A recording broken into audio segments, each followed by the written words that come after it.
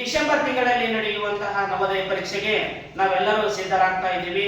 ವಿದ್ಯಾರ್ಥಿಗಳೇ, ಕಳೆದ ಕ್ಲಾಸ್ನಲ್ಲಿ ಗಣಿತಕ್ಕೆ ಸಂಬಂಧಪಟ್ಟಂತಹ ಹಲವಾರು ಲೆಕ್ಕಗಳನ್ನು ನಾವು ನೋಡ್ತಾ ಬಂದಿದ್ವಿ. ಈಗ ಮುಂದುವರೆದ ಕ್ಲಾಸ್ ಯಾವುದಪ್ಪ ಅಂತಂದ್ರೆ ಏಕಮಾನ ಪದ್ಧತಿ. ಇನ್ನೊಂದು ಹೆಸರು ಏನಂತ ಕರಿತೀವಿ ಅಂದ್ರೆ ಅದಕ್ಕೆ ತ್ರೈರಾಶಿಕ ಅಂತ ಕರಿತೀವಿ. ಇಂಗ್ಲಿಷ್ ನಲ್ಲಿ ಯೂನಿಟರಿ ಮೆಥಡ್ ಅಂತ ಕರಿತೀವಿ. ನೋಡಿ ವಿದ್ಯಾರ್ಥಿಗಳೇ, ಈಗ ನಮ್ಮ ವಿದ್ಯಾರ್ಥಿ ಆದಂತಹ ಭಾಗ್ಯಶ್ರೀ ಅವರು ಸರ್ ಈ ಏಕಮಾನ ಪದ್ಧತಿ ಅಂದ್ರೆ ಏನು ಸರ್, ಇನ್ನೊಂದು ಹೆಸರು ತ್ರೈರಾಶಿಕ ಅಂತ ಕರಿತೀರಿ ಸರ್, ಈ ರೀತಿ ಲೆಕ್ಕಗಳನ್ನ ಕೊಟ್ಟಾಗ ನಾವು ಯಾವ ರೀತಿ ಬಿಡಿಸ್ಬೇಕು ಅಂತ ಪ್ರಶ್ನೆಯನ್ನು ಮಾಡಿದ್ದು. ಈಗ ನಾನು ಆ ಭಾಗ್ಯಶ್ರೀಗೆ ಏನಂತಂದ್ರೆ ಈ ಲೆಕ್ಕವನ್ನ ಬಿಡಿಸ್ತಾ ಹೋಗ್ತೀನಿ, ನೀವು ಕೂಡ ಈ ಲೆಕ್ಕವನ್ನ ಅರ್ಥ ಮಾಡ್ಕೊಳ್ತಾ ಹೋಗಿ. ಯಾಕಂತಂದ್ರೆ ಪರೀಕ್ಷೆಯಲ್ಲಿ ಇದು ಒಂದು ಮಾರ್ಕ್ಸಿಗೆ ಕೇಳ್ತಾರೆ. ಹಾಗಾಗಿ ಏನಂದ್ರೆ ನೀವು ಇದಕ್ಕೆ ಆನ್ಸರ್ ಅನ್ನ ಮಾಡ್ರಿ ಅಂತ ಹೇಳ್ತಾ ಈಗ ನಾನು ಈ ಲೆಕ್ಕವನ್ನ ಬಿಡಿಸ್ತಾ ಹೋಗ್ತೀನಿ. ಎಲ್ಲರೂ ನೋಡ್ತಾ ಹೋಗೋಣ. ನೋಡಿ ಭಾಗ್ಯಶ್ರೀ ಅವರೇ, ಏಕಮಾನ ಪದ್ಧತಿ ಅಥವಾ ತ್ರೈರಾಶಿಕ ಅಂದ್ರೆ ಏನಂತಂದ್ರೆ ನೋಡ್ರಿ, ಏಕಮಾನ ಪದ್ಧತಿ ಅಂತಂದ್ರೆ ಕೊಟ್ಟಿರುವಂತಹ ಲೆಕ್ಕದಲ್ಲಿ ಒಂದು ಅಂಶವನ್ನ ಕಂಡುಹಿಡಿಯೋದಕ್ಕೆ ನಾವು ಏಕಮಾನ ಪದ್ಧತಿ ಅಂತ ಕರಿತೀವಿ. ಹೌದಾ? ಅಂದ್ರೆ ಒಂದು ಅಂಶ ಅಂತಂದ್ರೆ ಒಂದು ವಸ್ತುವನ್ನ ಅಥವಾ ಒಂದು ವಸ್ತುವಿನ ಬೆಲೆಯನ್ನ ಕಂಡುಹಿಡಿಯೋದಕ್ಕೆ ನಾವು ಏಕಮಾನ ಪದ್ಧತಿ ಅಂತ ಕರಿತೀವಿ. ಹೌದಾ? ಹಾಗಾದ್ರೆ ತ್ರೈರಾಶಿಕ ಅಂದ್ರೆ ಏನ್ರಿ ಸರ್? ನೋಡ್ರಿ, ತ್ರೈರಾಶಿಕ ಅಂತಂದ್ರೆ ಕೊಟ್ಟಿರುವಂತಹ ಲೆಕ್ಕದಲ್ಲಿ ಕೊಟ್ಟಿರುವಂತಹ ಪ್ರಾಬ್ಲಮ್ ನಲ್ಲಿ ಮೂರು ಅಂಶಗಳನ್ನು ಕೊಟ್ಟಿರ್ತಾನೆ. ಎಷ್ಟು ಅಂಶಗಳನ್ನು ಕೊಟ್ಟಿರ್ತಾನೆ? ಮೂರು ಅಂಶಗಳನ್ನು ಕೊಟ್ಟಿರ್ತಾನೆ. ಯಾವ ಲೆಕ್ಕದಲ್ಲಿ ಮೂರು ಅಂಶಗಳನ್ನು ಕೊಟ್ಟಿರ್ತಾನೋ ಅದಕ್ಕೆ ನಾವು ತ್ರೈರಾಶಿಕ ಅಂತ ಕರಿತೀವಿ. ಯಾವ ಲೆಕ್ಕದಲ್ಲಿ ಒಂದು ಅಂಶ ಅಥವಾ ಒಂದು ವಸ್ತುವಿನ ಬೆಲೆಯನ್ನ ಕಂಡುಹಿಡಿಯಿರಿ ಅಂತ ಹೇಳ್ತಾರೆ ಅದಕ್ಕೆ ಏಕಮಾನ ಪದ್ಧತಿ ಅಥವಾ ತ್ರೈರಾಶಿಕ ಅಂತ ಕರಿತೀವಿ. ಅದ ನಿಮ್ಗೆ ಅರ್ಥ ಆಯ್ತು ಅಂತ ತಿಳ್ಕೊತೀನಿ. ಈ ರೀತಿಯಾದಂತಹ ಲೆಕ್ಕಗಳಿಗೆ ನಾವು ಏಕಮಾನ ಪದ್ಧತಿ ಅಥವಾ ತ್ರೈರಾಶಿಕ ಅಂತ ಕರಿತೀವಿ. ಅರ್ಥ ಆಗುತ್ತಾ? ಈಗ ನೋಡ್ರಿ, ಕೊಟ್ಟಿರುವಂತಹ ಲೆಕ್ಕವನ್ನ ಯಾವ ರೀತಿ ಸಾಲ್ವ್ ಮಾಡ್ಬೇಕನ್ನೋದನ್ನ ನೋಡ್ತಾ ಹೋಗೋಣ. ನೋಡ್ರಿ, ಈಗ ಒಂದು ಪುಸ್ತಕದ ಬೆಲೆ ಎಷ್ಟೈತಪ್ಪ? ₹2.50 ಐತಿ. ಅಂದ್ರೆ ₹2.5 ಅಂತಂದ್ರೆ ಇದನ್ನ ನಾವು ಬಿಡಿಸಿ ಬರ್ದಾಗ ಏನಾಗುತ್ತ? ₹2.50 ಆಗುತ್ತ. ಅರ್ಥ ಆಗುತ್ತಾ? ಆದರೆ 2 ಡಜನ್ ಪುಸ್ತಕಗಳ ಬೆಲೆ ಎಷ್ಟು ಅಂತ ಕೇಳ್ತಾನೆ. ಅರ್ಥ ಆಗುತ್ತಾ? ನಾವು ಸಂಪೂರ್ಣವಾಗಿ ಲೆಕ್ಕವನ್ನ ಓದಬೇಕು ಮತ್ತು ಅದನ್ನ ಅರ್ಥ ಮಾಡ್ಕೋಬೇಕು. ಅರ್ಥ ಆಗುತ್ತಾ?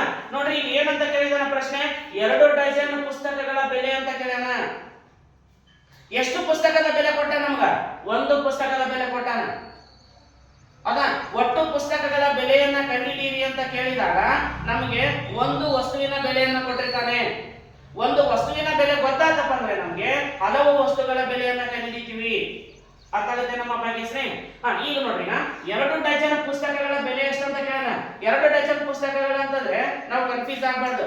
ಅಂದ್ರೆ ಒಂದು ಡಜನ್ಗೆ ಎಷ್ಟು ವಸ್ತುಗಳು? 12 ವಸ್ತುಗಳು. ಅರ್ಥ ಆಗುತ್ತಾ? ಒಂದು ಡಜನ್ಗೆ ಎಷ್ಟು ವಸ್ತುಗಳು? 12 ವಸ್ತುಗಳು. ಹಾಗಾದ್ರೆ 2 ಡಜನ್ಗೆ ಎಷ್ಟು ವಸ್ತುಗಳು? 24 ವಸ್ತುಗಳು ಆಗ್ತಾವು. ಈಗ ನೀವು ಮಾರ್ಕೆಟ್ ಹೋಗಿರ್ತೀರಿ, 1 ಡಜನ್ ಬಾಳೆಹಣ್ಣು ಕೊಡ್ರಿ ಅಂತಂದ್ರೆ ಅವ್ರು ಎಷ್ಟು ಕೊಡ್ತಾರೆ ಗೊತ್ತಾ? 12 ಕೊಡ್ತಾರ. ನೀವು ಎಣಿಸ್ಬೇಕಲ್ಲಿ. 1 ಡಜನ್ ಅಂದ್ರೆ ನಮ್ಮ ಅಮ್ಮ ಹೇಳಿದ್ದು 1 ಡಜನ್ ಅಂದ್ರೆ ಎಷ್ಟು? 12. 2 ಡಜನ್ ಅಂದ್ರೆ ಎಷ್ಟು? 24. 3 ಡಜನ್ ಅಂದ್ರೆ ಎಷ್ಟು? 36. ಹೌದಿಲ್ಲ? 12 ಮೂರಲೆ 36. ಈ ರೀತಿ 2 ಡಜನ್ ಪುಸ್ತಕಗಳ ಬೆಲೆ ಎಷ್ಟು ಅಂತ ಕೇಳೋಣ. 2 ಡಜನ್ ಪುಸ್ತಕಗಳ ಬೆಲೆಯನ್ನ ಕಂಡುಹಿಡಿಯಿರಿ ಅಂತ ಹೇಳಿದಾಗ ನಮ್ಗೆ ಒಂದು ಪುಸ್ತಕದ ಬೆಲೆ ಗೊತ್ತಿರಬೇಕು. ಹಾಗಾದ್ರೆ ಒಂದು ಪುಸ್ತಕದ ಬೆಲೆ ಗೊತ್ತಾಯ್ತಾ ನಮ್ಗ? ನೋಡ್ರಿ, ಅದನ್ನ ಯಾವ ರೀತಿ ಹಂಚ್ಬೇಕು? ಒಂದು ಪುಸ್ತಕದ ಬೆಲೆ, ಓಕೆನಾ? ಒಂದು ಪುಸ್ತಕದ ಬೆಲೆ ಹೌದಾ ನಮ್ಮ ಭಾಗ್ಯಶ್ರೀ? ಒಂದು ಪುಸ್ತಕದ ಬೆಲೆ ಎಷ್ಟಪ್ಪ? ₹2.50 ಐತಿ. ಹೌದಾ? ಅರ್ಥ ಆಗುತ್ತಾ? ಹಾಗಾದ್ರೆ 2 ಡಜನ್ ಅಂತಂದ್ರೆ 24 ಪುಸ್ತಕಗಳ ಬೆಲೆ ಎಷ್ಟು? 24 ಪುಸ್ತಕಗಳ ಬೆಲೆ ಎಷ್ಟು? ಹೌದಾ? ಈ ರೀತಿ ನೋಡ್ರಿ, 1, 2, 3 ಮೂರು ಅಂಶಗಳನ್ನ ಕೊಟ್ಟಿತ್ತಪ್ಪ ಅಂದ್ರೆ ಅದಕ್ಕೆ ತ್ರೈರಾಶಿಕ ಅಂತ ಕರಿತೀವಿ. ಒಂದು ವಸ್ತುವನ್ನ ಅಥವಾ ಒಂದು ವಸ್ತುವಿನ ಬೆಲೆಯನ್ನ ಕಂಡುಹಿಡಿಯಕ್ಕೆ ನಾವು ಏಕಮಾನ ಪದ್ಧತಿ ಅಂತ ಕರಿತೀವಿ. ಈ ರೀತಿ ಲೆಕ್ಕವನ್ನ ಕೊಟ್ರ ಇದು ಪಕ್ಕ ಏಕಮಾನ ಪದ್ಧತಿ, ಇದು ಪಕ್ಕ ಯಾವುದು ತ್ರೈರಾಶಿಕ ಅಂತ ಗೊತ್ತಾಗ್ಬಿಡ್ಬೇಕು ನಿಮ್ಗೆ ಎಕ್ಸಾಮ್ ನಲ್ಲಿ. ತಕ್ಕನಾಗಿ ಲೆಕ್ಕ ಮಾಡಿಬಿಡ್ಬೇಕು. ಅರ್ಥ ಆಗುತ್ತಾ? ನೋಡ್ರಿ, ಈಗ ಇದು ನಾವು ಓರೆ ಗುಣಾಕಾರ ಮಾಡ್ತೀವಿ. ಹೌದಾ? ಓರೆ ಗುಣಾಕಾರ, ಕ್ರಾಸ್ ಮಲ್ಟಿಪ್ಲಿಕೇಶನ್ ಅಂತ ಕರಿತೀವಿ. ನೋಡ್ರಿ, 24ರಿಂದ 2.5 ಗುಣಿಸೋಣ. ಹೌದಾ? 24 ಇಂಟು 2.5 ಹೌದಾ ಡಿವೈಡೆಡ್ ಬೈ ಎಷ್ಟು? 1. ಹೌದಾ? ಈ ರೀತಿ ಬರ್ಕೊಳ್ಳೋದಕ್ಕೆ ನಾವು ಓರೆ ಗುಣಾಕಾರ ಮಾಡೋದು ಅಂತ ಹೇಳ್ತೀವಿ. ಈಗ ನೋಡ್ರಿ, 24 ಇಂಟು 2.5 ನಾವು ಗುಣಿಸೋಣ. ಹೌದಾ? ಯಾರಿಗೆ ದಶಮಾಂಶಗಳ ಗುಣಾಕಾರ ಲೆಕ್ಕ ಬರ್ತಾವೋ ಈ ಲೆಕ್ಕ ಮಾಡಕ್ಕಾಗುತ್ತೆ. ಹೌದಾ? ಇಲ್ಲಂದ್ರೆ ಸ್ವಲ್ಪ ಟಫ್ ಆಗುತ್ತೆ. ನೋಡ್ರಿ, ಈಗ ಪಾಯಿಂಟ್ ಇಲ್ಲ ಅಂತ ಬರ್ಕೊಂಬಿಡ್ರಿ. 24 ಇಂಟು ಎಷ್ಟು? 25. ಪಾಯಿಂಟ್ ಇಲ್ಲ ಅಂತ ಬರ್ಕೊಂಡಿವಿ. ಉತ್ತರಕ್ಕೆ ಒಂದ್ ಮನೆ ಬಿಟ್ಟು ಪಾಯಿಂಟ್ ಕೊಡ್ಬೇಕು ನಾವು. ಏನಮ್ಮ ಭಾಗ್ಯಶ್ರೀ? ನೋಡೋಣ. ಈಸ್ ಈಕ್ವಲ್ ಟು ಈಗ 25 ಮೈಕಿ ಬರ್ತಾವ. ಈಗ 25 ನಾಲ್ಕಲ್ಲಿ ಎಷ್ಟಮ್ಮ? 100. 100ಕ್ಕೆ 0 ಕೈಲ ಬಂದ್ರೆ ಎಷ್ಟು? 10. ಹೌದಾ?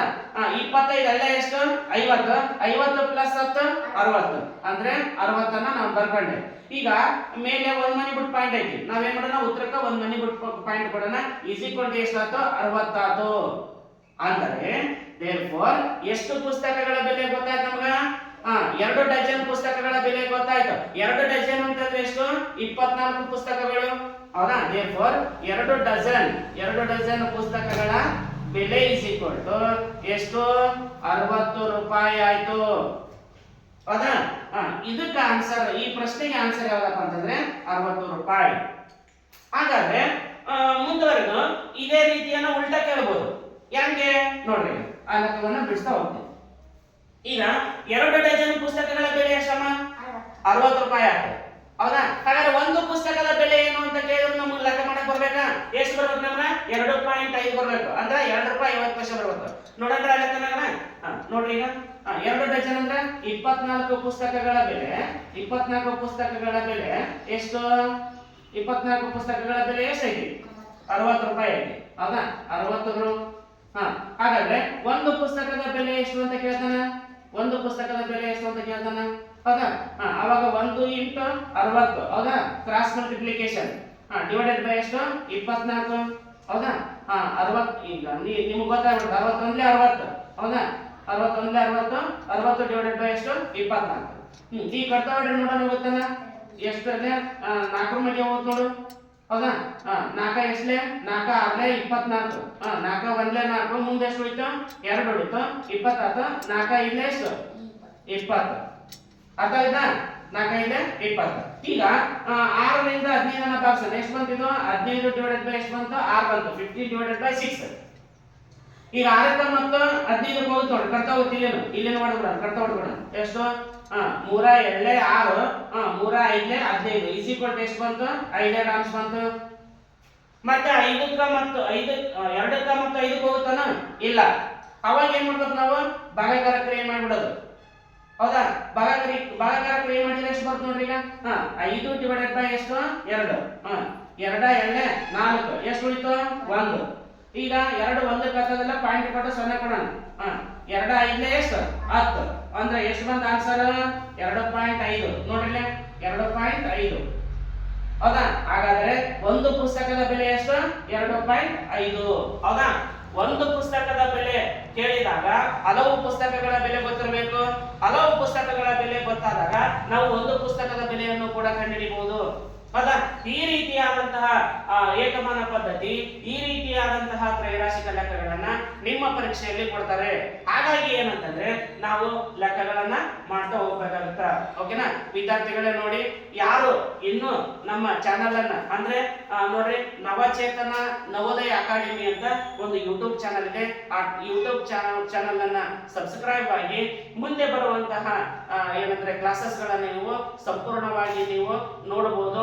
ಮತ್ತೆ ಬರುವಂತಹ ಲೆಕ್ಕಗಳ ಮೇಲೆ ಏನಂತಂದ್ರೆ ನೀವು ಪ್ರಾಕ್ಟೀಸ್ ಮಾಡಬೇಕಾಗುತ್ತೆ. ಪ್ರಾಕ್ಟೀಸ್ ಮಾಡಿ ಏನಂತಂದ್ರೆ ಪರೀಕ್ಷೆಯಲ್ಲಿ ನೀವು ಈ ಮಾರ್ಕ್ಸ್ ಅನ್ನ ತಗೊಳ್ತೀರಿ ಅಂತ ಹೇಳ್ತಾ, ಮತ್ತೆ ಮುಂದಿನ ಕ್ಲಾಸಸ್ ಅಲ್ಲಿ ಈ ಒಂದು ಏಕಮಾನ ಪದ್ಧತಿಯಲ್ಲಿ ಮತ್ತೆ ಎಲ್ಲರೂ ಭೇಟಿ ಆಗೋಣ. ಎಲ್ಲರಿಗೂ ಗುಡ್ ಲಕ್.